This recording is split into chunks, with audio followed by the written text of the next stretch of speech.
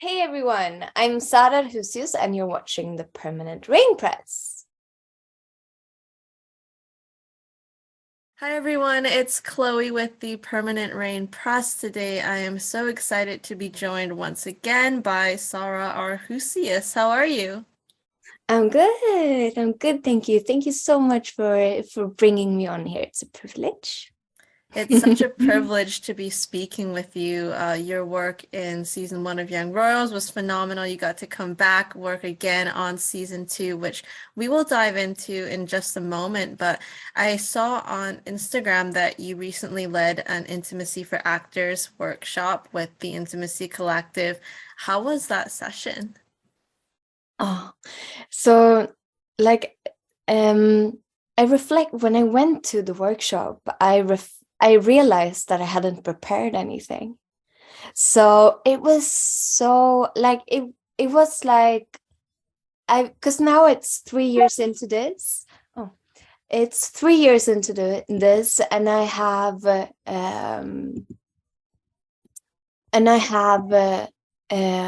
basically just embodied things in my body, so I don't really have to prepare so much anymore.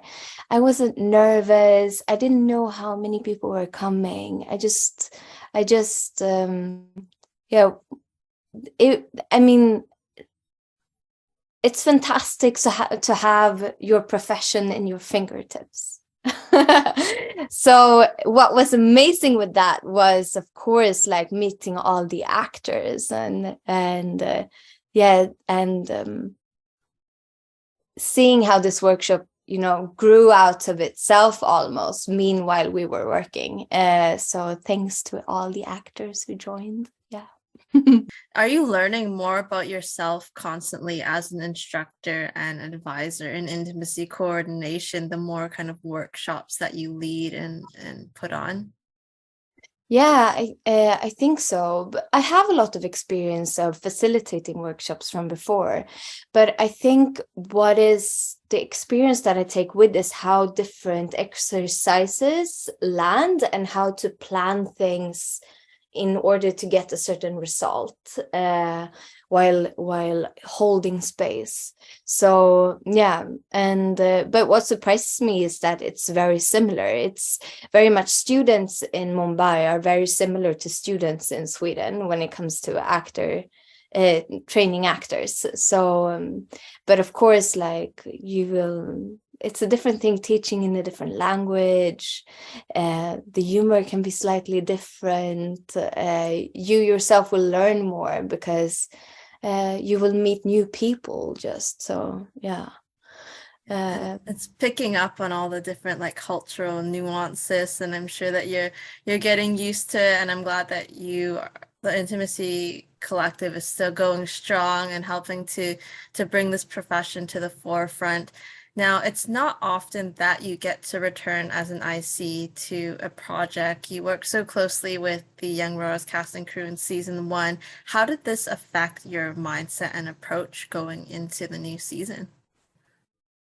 The shoes were big to fill. Like, it was a lot of, I was scared of the pressure that a season 2 can be, especially if the season 1 was a success. And so I really wanted to be a support for the cast who put themselves out there again, and of course also support to all our new team members and old ones as well. But for just to isolate my work with the cast, I knew that I would be there, so this the red thread throughout the different blocks that we filmed. So we filmed 3 different blocks, so I knew that I would be ICing all of them. And so that gave me some kind of comfort, that I knew that I could walk alongside them through this whole journey and see things change. To be honest, they did it so well themselves. So, and they were as much support to me as well. So yeah, just really happy to be working with the same people, because it certainly means that you can challenge yourself a little more because you have that comfort and trust with each other. Yeah. You don't give yourself enough credit. I think it was a team effort between everyone. What can you elaborate a bit more on? You said 3 different blocks. Yeah. So Rosta 1 and 2, Kristina 3 and 4, and then Lisa 5 and 6. So 3 different directors this time. Oh, okay, so like the episode and sections. Okay. Yeah, exactly. Yeah. You've talked a bit before about, maintaining kind of professional and personal boundaries. So did you have to like naturally navigate more of that this season? It's been a big question for me for a couple of years, actually, what it actually is, this thing with private, personal, professional. And I've come to so many conclusions about this year, I feel. And the first one is, I think that I have always been able to navigate this brilliantly. When somebody has criticized me, for example, for being a little bit too personal, I obviously, because I have a very personal energy, I obviously have to take that into account and be mindful of how I'm perceived and how I approach a room. But within me, the boundaries between professional and personal and private are very clear. So it's more about navigating these things in relation to my surrounding than actually in myself. But when it comes to the Young Royals cast especially, but also the team and the crew while filming, I think that what I really wanted to dive into was, like, there is 2 values in me that I have been wanting to discover, and it is on one part being neutral and being the one who holds space, but also the one who is vulnerable and authentic and honest. So sometimes being authentic and vulnerable can make you perceived as weak through some eyes who aren't comfortable with vulnerability, and of course you also have to choose your time to be vulnerable. But in reality, these values don't clash. But I wanted to stretch a little and see how far I could go,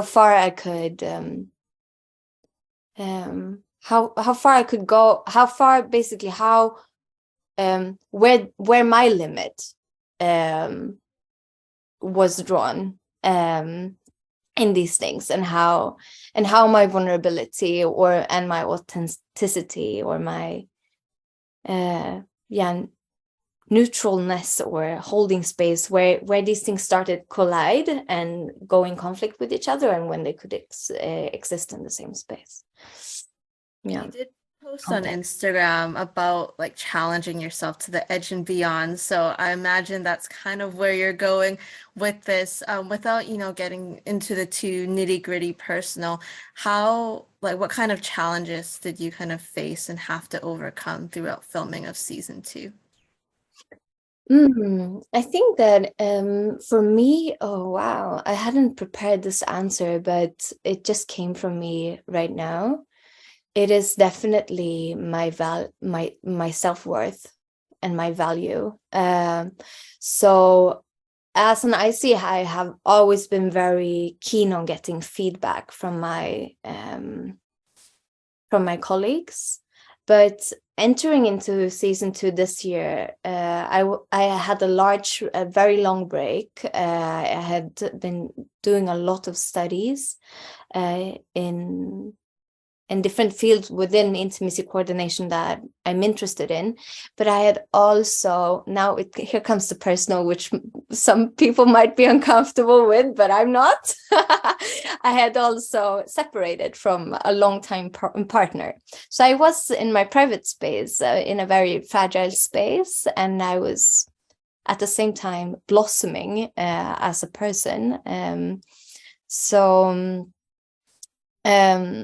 I would say, in myself, very fragile. So the confirmation I received from my colleague meant a lot to me. Like, it meant so much to me at that point. And I had to differentiate my need of comfort in my workspace from my responsibility of actually drawing boundaries and being disliked at times. So I think this is one thing that I struggled with a lot. But actually, when I wrote that post, it was not about this whatsoever. It was more of like, okay, I did an exercise. I do these exercises, and I've never tried them with anyone before.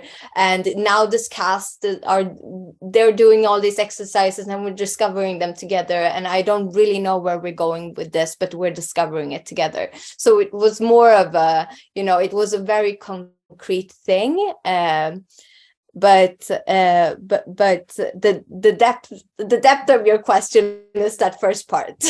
Yeah. I feel like it's interesting how it takes on multiple meanings later on, even not as you initially intended.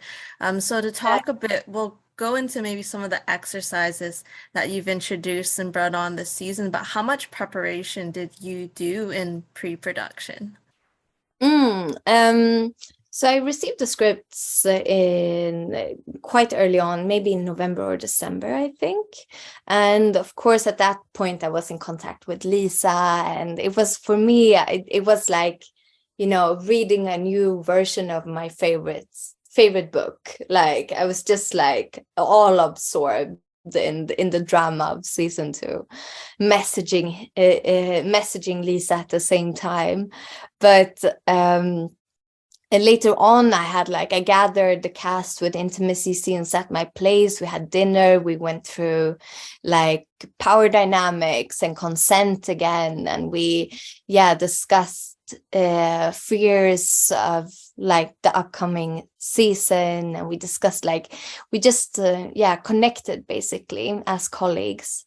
And then, of course, we had 3 different directors. So it was a little tricky for me to connect with the 2 directors who had the 2 last blocks, because they hadn't started working yet. So they were in different projects at the time. So, but of course, Roshda, who is the conceptual director as well, we had a meeting and we discussed the different characters, etc. So, yeah. In terms of the cast dinner at your place, was it the 5 plus, was Tommy there as well? Yeah, Tommy was there too. Yeah, Stella and Fredrika was not there, so unfortunately their intimacy wasn't so explicit, but let's hope for more. We will talk about Fredrika a bit later in this interview. But kind of going through from the start, we discussed in our first interview about sometimes ICs don't get a lot of time on productions due to time constraints, budget, script changes. How much time and freedom were you given this season, and what did that mean to you? Walking into this season, the producers were so much more prepared, and of course they have seen our work and they value our work so much, so they really wanted to make space for this. There was never any issues with rehearsal. At times I was on set just to, blend in with the crew and get to know everyone. And so I would say that this season was, for me, fantastic. Yeah. You can see that they value your work and your perspective, like allowing you the space and time. You mentioned the directors, so Roshda, Lisa, Christina, what can you say about their leadership and work this season? So as a collective whole, I think the directors this season have really taught me the importance of play, and how play is that, to have a creative collaboration with actors is the best way to make the process safe at the same time. So I think that play is like they have in different ways they have all taught me the importance of play and fun and or strengthened my belief in it. They have done. How would you say they inspired and motivated you to do your work? So Roshda has a fundamental belief in the position of Isis.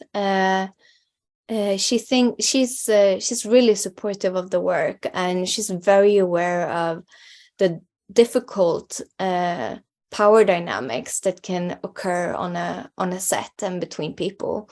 And I hope that all of the directors that I work with in every project feel that I can facilitate their work really with actors, and enable their vision. Can we discuss your warm-up exercises and use of, I believe I'm pronouncing this right, Laban vocabulary? How do you work with those with your actors, and what has that kind of allowed you to explore? So Laban or Laban, however you choose, it's basically named after one person, but they were a collective who discovered this system of movement, just like Carl von Linné categorized plants into different families. Laban is a system that categorizes movement.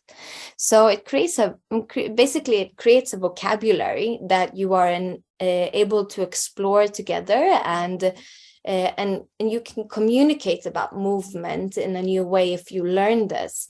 So what I wanted to do was to discover this together with the cast, basically. And at times, I have to admit, it was completely useless for us. It's all for fun. It was all for fun in certain circumstances. Yeah, exactly. It was all play. No, but at times it was. But then suddenly, like this is the thing: things doesn't have to be useful right away to be useful in the long run. So I think basically we walked through this project having this vocabulary with us, trying to incorporate it and ingrain it in our work. And I think it's an ongoing process also, but it's basically like detailing touch and what different touch and movements mean, and how the eye perceives it, how the camera perceives it, to embody certain energies in your body, and how that shifts movement, etc. So it's that kind of work we had. So basically trying to like use your environment, use your space, your shape, like your body as well. And I guess that the good thing is, when they do need it, it might just pop into their brain and they'll say, "Oh, Sara, they taught me that. We went over this." So I'm sure that would be the highest accomplishment later on, once you hear from the cast that they've been using it.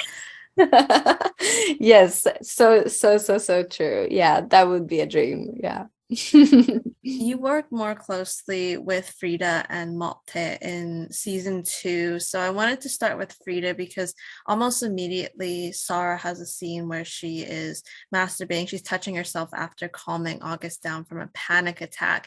And I feel like female self-pleasure is still a taboo topic. So how do you approach a scene like this with your actor?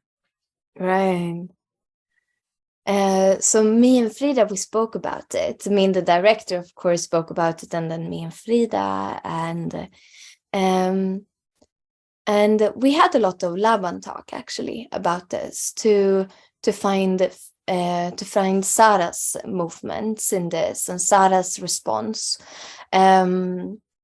And we of course also spoke about the circumstance, like she went into a school toilet, basically. She's in almost in a public space, locking herself in. Yeah, I don't even remember now why, but I remember that I had like something messed up, so I couldn't be on set for this scene.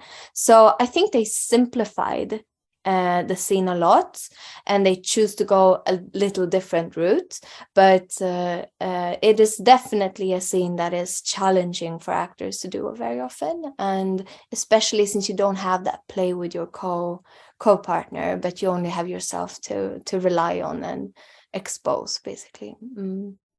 I have to say, Frida did such an excellent job this season. Her and Malte shared a number of intimate scenes, more in season 2. So what can you say about their professionalism and working together?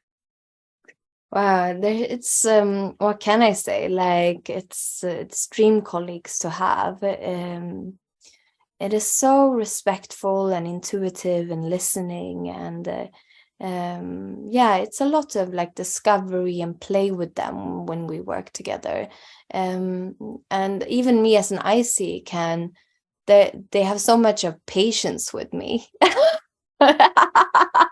So that is fantastic to have colleagues that I know that I can take a more difficult route, basically, and mess up a little, and they will be like, we saw you tried. So yeah, it's nice. It's fantastic to work with people who are so authentic and kind. Yeah. I saw from both behind the scenes that you posted and that Malte posted, and there was the long mouthwash rituals, everything kept playful. Was that like the interesting dynamic that you noticed more so with them, that they just like to kind of have fun a lot behind the scenes? This is with all the actors, yeah, and especially like in these, they often make me feel bad for the different rituals that I force them to go through before an intimacy scene. So yeah. It's like we have to go through Sara's checklist, Yeah. mouthwash rituals, Laban, like everything they tick off. Exactly. It's a bit like it's a lot. It's a lot when you work with me. Yeah. Yeah, they know what to expect now for sure. They do. And sometimes it's shorter, sometimes it's longer. It depends on how much time we have before shooting, of course, and how much time the team needs for rigging, etc. So I usually take that time to fill up with fun stuff and good things for us that we can bring into the scene. Yeah. You are a bit adaptable, so I am we'll give adaptable. that. Yeah. Yeah. You kind of have to be, I'm sure. I'm curious, like, how would you describe the relationship and bond that Sara and August have? I thought about this, and to be honest, like I think the Lisa and Rosta and the actors will answer this better than me. But what I thought of when thinking about their intimacy with each other is that August come from so pardon me, creators, if I'm wrong, but I think of August as a person who comes from a lot of pretending, a lot of walls, a lot of keeping in, just having a good face towards the world, and it's a lot of performance at the same time. Meanwhile, Sara comes from authenticity, honesty, being okay with the cracks, basically. And so I think that even though August have had more sexualized experiences, I think, and Sara hasn't. I think Sara is more experienced when it comes to intimacy, because she is able to share those innermost feelings. So it might be that August teaches Sara something when it comes to certain things, but Sara definitely teaches August a lot as well. And we wanted their dynamic to be everything apart from pretending and performance, but more going beyond all the walls and just ending up in the moment together and discovering their sexuality and pleasure and each other's bodies, etc. Yeah, so that was the thought that I was working with in my head.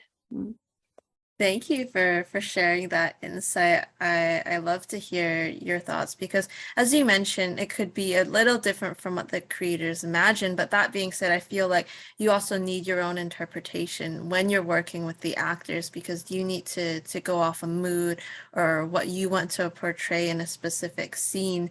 Now, Malte has said that he really fought for his nude scene. He really wanted to challenge himself this season. Is this self-confidence and bravery something that you felt during your time with him? I didn't even know that he fought for this. This is epic. I didn't know. But and with that said, like, Malte is so brave, and his you become self-confident confident in his presence. So it's just a really that's fantastic. But I think in general, I have to come with an icy comment on this, and it is that showing nudity or performing a challenging scene might not be challenging for certain actors to perform these things. So it might not be bravery on an actor's part, or it might not be self-confidence. It might just be fun. So it depends on what you're scared of. Some actors might find it much more difficult to do scenes that other actors find easy, and vice versa. So true that everyone has different fears. So it's kind of like recognizing what that is for each person individually, and then working with that. This season, Marcus was introduced as kind of a new love interest to Simon. How did you work with Tommy and Omar, and what kind of dynamics did you want to portray and achieve, keeping in mind the scripts and the director's vision? So I think that Roshda described Marcus as much kinder than I thought she would describe him. And Lisa described Marcus as a person who could really challenge Wilhelm. Like, it would be a real challenge for, like, something that someone who really couldn't compare himself with, basically. Just something completely different and something really good. And I know that Tommy chose an animal to get inspired from when creating Marcus, which was the bear. So of course a teddy comes to mind, right? So it's like, so we wanted all the effort and in the intimacy physically to come from Simon, and that Marcus would be the safe person who doesn't, push things too quickly, who is respectful, who is kind, who is there, basically. So yeah, that was it. We didn't have many moments to work with this and to develop this, but at least we got some. Yeah. I did think that that kindness, especially early on, was kind of built through the scenes that you did have with the two of them. So that's a well done job to you. I know that Tommy also said he's never worked on a project like this before, so he wanted to do a good job. Are there any details that you remember specifically from choreographing their kiss scene? It was episode 2 at Marcus's place. Yeah, we rehearsed it with Rosta, and then we shot it with Sam, who is the second unit director, because Rosta we had already moved into block 2, so Rosta was on a link. She was prepping the actors, and then we were shooting with Sam and Gabriel, who is the DOP, and it was a fantastic day. Like, we shot in a really small cottage that was covered in carpets to like keep the light out. And I remember we went in there, we shot the scene, we had a lot of fun. And when we came out, everything was covered in snow. So during these 2 hours, it had been such a heavy snowfall, and we hadn't noticed. So it was like walking in from summer, coming out in winter. Yeah. Nice surprise. Yeah. It is widely known that Wilhelm's love language is physical touch, and this season we see Simon, he pulls back. He doesn't allow Wilhelm into his personal space to obtain that comfort. So what were your thoughts and reactions on Simon, like how he reacted in those situations and the conflict that they faced? It's interesting, this thing with love languages in general. I think we have many, and it's so cute that the fandom have been like, William's love language is physical touch. But it's definitely a way of he tries to reach him through physicality, definitely. And on Simon's part, this is a lot of storytelling, but I think that he shies away from it because confirming physical touch would be confirming their relationship. And he wants to move on, take responsibility, and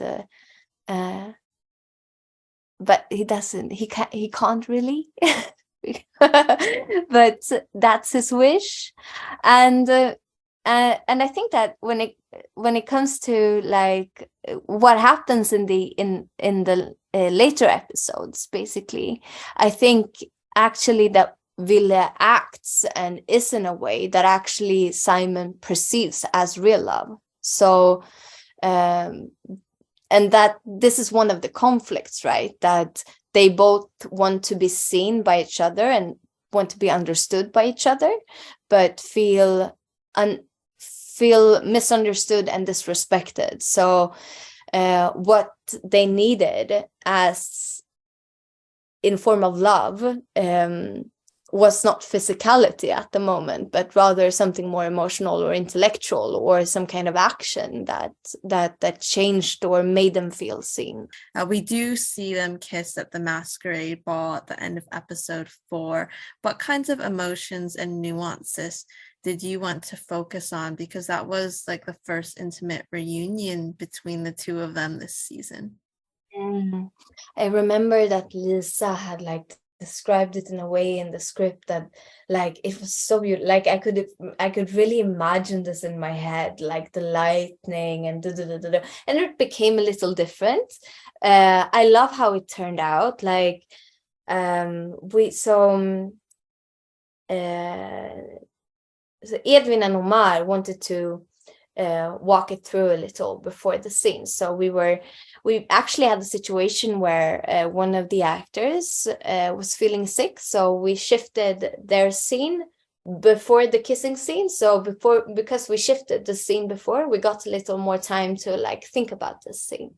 So we were basically up in like the castle, or like we were just above the masquerade ball, chilling and going through the scene together.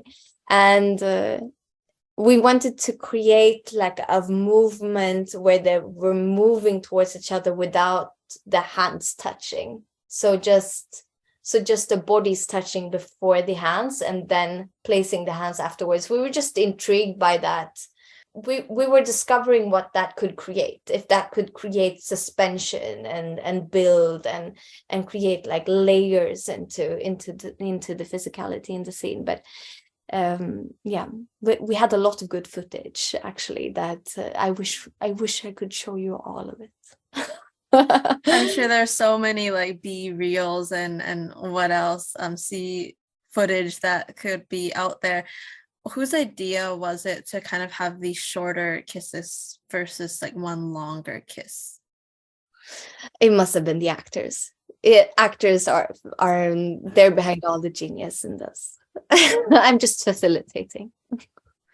It's interesting to see because they kind of have to find that space between their characters in the moment as well, in conjunction with any kind of choreography that you discuss. And it was really tension building up to that moment. And then in episode 5, it ended in such a beautiful scene and symbolic with the closing of the curtains. Can you share any insight into what went into that scene and working with Edvin and Omar? It was very scripted, this closing of curtains. Or was it? I might have it came from either like Lisa, the director, or the scripts. I don't remember, but I remember we spoke a lot about that gaze that they share afterwards, and that being some kind of symbol of understanding between them. But it was really fun building the scene, like the intimacy before that, and because their touch have always been very gentle, but in this moment it was supposed to be a lot of hunger as well, and like a release of all the tension that they had that has been building up over the semester. So yeah, it was as usual just fantastic to work with Edvin and Omar, and working with Lisa, the director, in the scene was also fantastic. She was directing from a cupboard, like a closet basically. So she was sitting there and I sat just outside and we were like whispering to each other. Yeah. It was fun. Little spaces, anything that works, and able to have Lisa in that room. I did notice you mentioned gentle, and it was a bit more hunger. The way Wilhelm kind of pushed Simon off of him, like it was a bit more rough. So it's interesting I wonder if behind the scenes or after the fact, if that becomes a moment of like release where it's actually a little funny that is this how different the mannerisms were.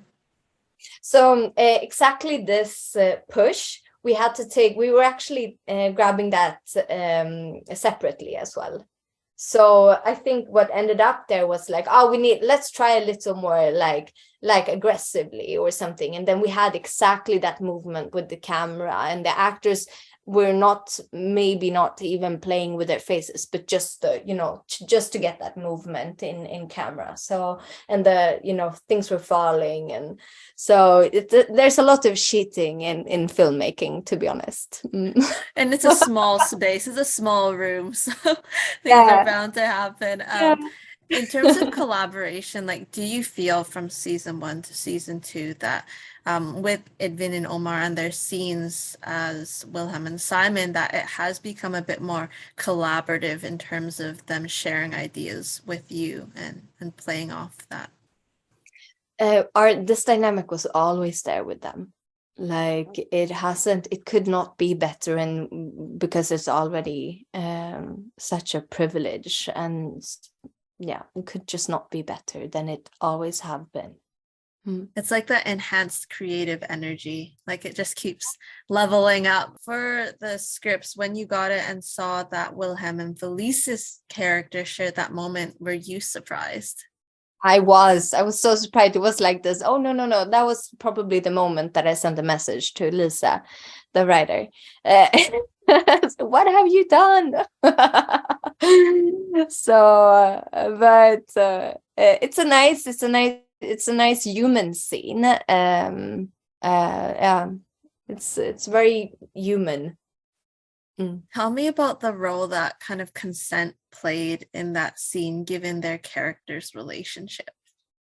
Yeah, I think that what's shady with the consent in this is, of course, that Wilhelm actually wants to be with somebody else, and probably I could also question that Felice, because Felice knows that Wilhelm is in such a fragile space, so they're both wrong somehow, but it's also consensual at the same time. I think that there is a certain level of, this is just my perception of it, and their relationship, that Wilhelm and Felice, that they share quite a lot of understanding intellectually and emotionally, and they feel very seen and heard by each other. So their friendship is really, like, it's difficult to challenge, I think, their relationship and their friendship. And of course, one could wish that one would also have a different type of connection in such a circumstance, especially maybe if you're on a low and you want to fill that void within you. So yeah, a dangerous line to cross, but I'm very happy with them because they are very good communicators and they took each other aside and sorted it out. Exactly. I was a bit nervous there because their friendship was something that I thought was so treasured, given the first few episodes. And the second Wilhelm was like, "Can you hold me?" I was like, this is it. This is it. But they did such a wonderful job as well. Felice just being the most loyal and supportive friend the whole season. Yeah. We have to talk about Stella and Fredrika. What are your thoughts on them together, them as a pair? And I know you mentioned you didn't really work with them in your capacity as an IC this season, but how about the prospect of that in the future if the writers will Fredrika into existence? Right. Like, just talking about what exists now, I think it's a weird thing that they are best friends. They live in the same room. One is obviously in love with the other. We don't know about the second. And there's something in this that it's interesting because it's so taboo. Like, I think that when you're coded a woman and when you share space with women in very intimately, it could partly be safe because there's no sexual tension in there. So it's just platonic energy. But then we know that sexuality is fluid, right? So it could obviously arise. And I think I think our minds aren't able to cope with differentiating things, like as if the space would be safer if we suppress these feelings than if we allow them, but are still careful for or still caring for each other and aware of ourselves and the other in spaces and consent and everything that needs to be put in place in our culture to be able to accept us at the same time as we are, yes, in a safe space with each other. Yeah. Are you excited though to maybe work with Felicia and Mimi more? Very. I've actually worked with Felice in another project this year, and that was fantastic. I really want to work with them more. They are also super, super kind and genius. So I look forward to that. But we have a long ahead. Like, we have so much projects ahead. There's so much now. So yeah, I'm grateful. There was so much, I want to say, like feminine energy in the sleepover scene and getting ready for the masquerade ball. So even if I feel like you didn't work with them directly, it's like having that kind of aura and air. Like the girl scenes this season, I absolutely adored getting to have more of those. Me too. I was actually there for the preparation of the ball scene, and we got to talk a little on the side, and like we were yeah, I was in the costume. I was basically in the costume room with them, helping them to put on the costume that they were comfortable with and how they felt their character wanted to portray themselves, etc. So yeah, it was a lot of good talks and a lot of kindness and yeah, nice vibe in that space. Disappointed that we didn't see a Sara cameo. If you were there during the masquerade ball, maybe you could have just put on a wig or something and found your way into background. Oh wow. Let's save that for the future.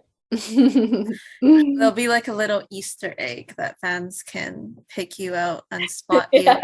And in terms of season 2 as a whole, like are there memorable scenes maybe that you weren't involved in that you can maybe just share what your favorite or one or two favorites were?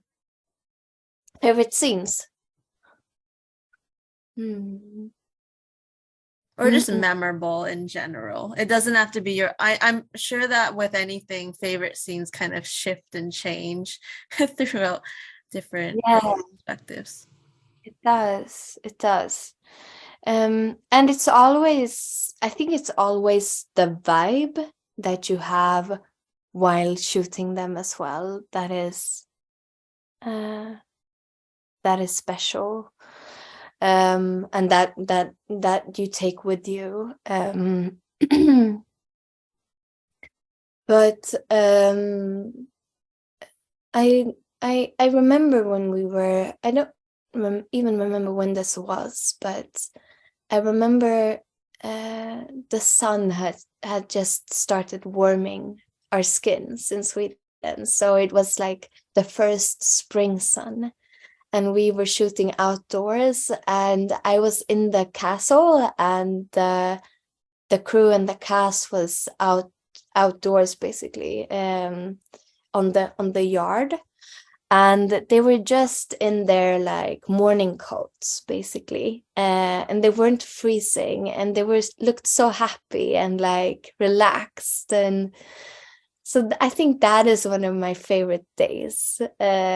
And I think I might have had a scene that day, but I might just have been there also to connect with the crew because we were walking into a new block or something. So yeah, I remember I found one of the actors in the sofa. We spoke about some difficult things that were happening in their life, etc. So it was nice just to have a peaceful, quiet space to comfort, and also to see everybody enjoying the sun, etc.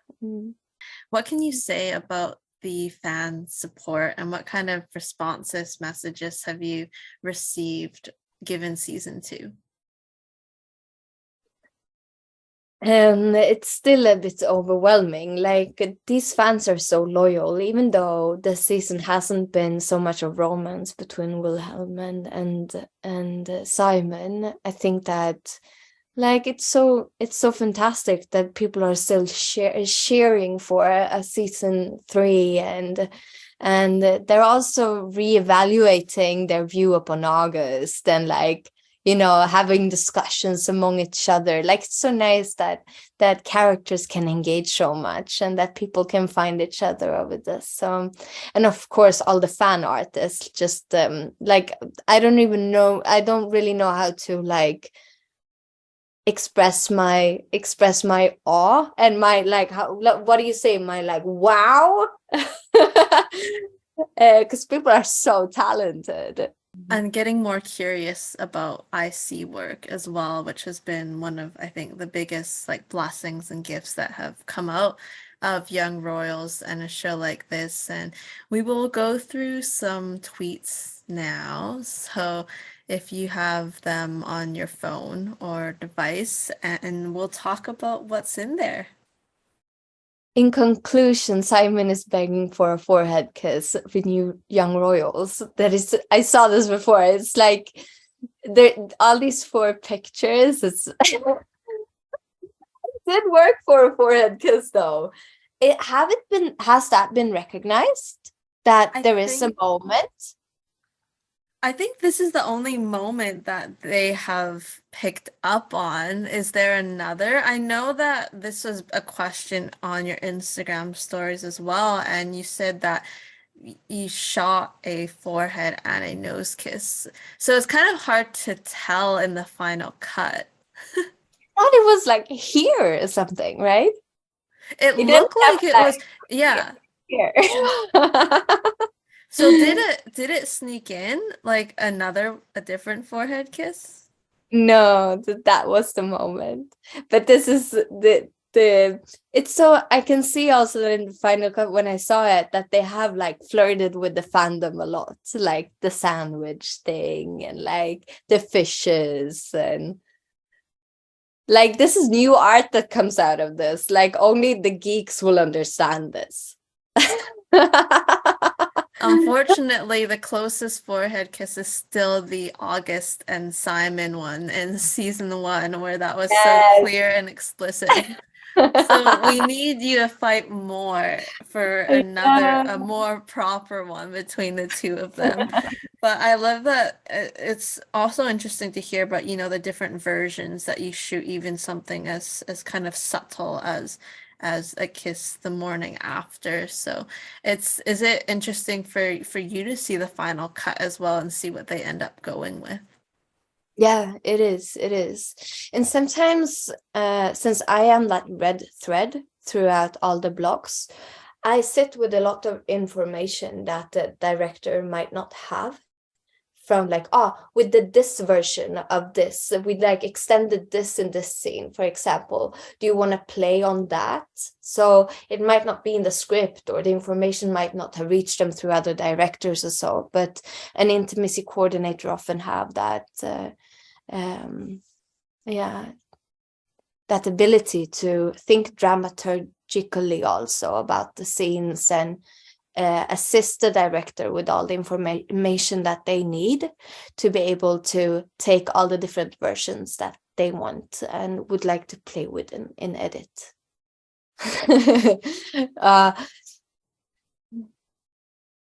Heartbreak. This scene meant everything.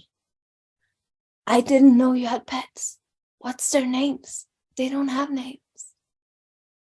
Did you feel deja vu and nostalgia when the scene was being filmed? And did you see it as Simon kind of protecting his heart in that moment that he shared with Wilhelm last season? Yeah, it is a scene that really, like, where Simon can't really, like, it's evident that he doesn't feel the same for Marcus as for Wilhelm, right? It's like when you have when you've had a relationship with somebody, you create memories with things and places, etc. So going to the same places with new people might evoke a lot of memories, and yeah, it could be both pleasant and terrible feelings that arise within you, right? Because there could be so much of grief and sorrow in knowing that you have to move on, or that you miss someone, or whatever it could be.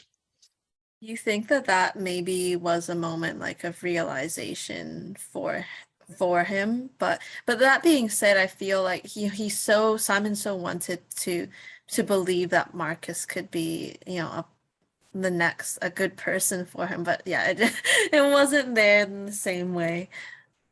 Yeah, no, I think this is one of the stepping stones towards realizing that, but definitely it's like a flirt for me, it's like a flirt to the fandom, which is like, we know what you think, we think it as well, we all know it, we're just trying to survive here. So Yeah, nothing wrong with good fan service, that's for sure. Wille still kisses Simon's lower lip, and Simon still kisses Wille's upper lip. Everything is in order. And for 4 pictures depicting this. Oh, fantastic. Like, it's such amazing, like, you're so creative, guys, with creating humor around this. It's also like soothing your own heart, right? Everything is in order when we know there's still so much drama. I'm curious though, in terms of like the choreography, is that something that is discussed like between you and the actors, or do you think it just happens naturally? Or something like just as nuanced as they mentioned, like the kissing the lower lip, the upper lip, something that is talked about? Yeah, it could be talked about. Definitely, it could be talked about. I think these pictures are basically just coincidences, because I think it's like a mix very often. But these are things that an intimacy coordinator and actors can really look into in detail, depending on what you want to portray, and if altering something may change dynamics in some way. It's going into real detail, but playing around with it can be fun to see what it creates. They're saying Simon, so you're telling me Simon told him I love you in the place they first kissed. So that was in the corridor before the Jubilee speech, and people drew the comparison that it was similar to after at movie night in season 1 where they kissed. So was that something that you noticed, or maybe it was done on purpose in the show? I know we discussed this scene in detail, and if it was supposed to be a kiss between the actors or just a whisper. And I think that they, like, I can't really speak to the correlation of the season 1 scene, but what I know we spoke a lot about is this, that if we wanted the characters to kiss or not, and we chose to leave it out because the whisper was so much more powerful. Yeah. Were you nervous behind the scenes hearing Omar and Simon say those words, because it's something that he hadn't said before? No. No. No, in all honesty, like, also Lisa Farsana, who directed all these episodes, have such a lovely energy on set. So like anything that could ever be challenging, I know that me and Lisa are in such a good dialogue, and me and the actors are, and they're so experienced also now. Like, I'm actually like surprised by their skill.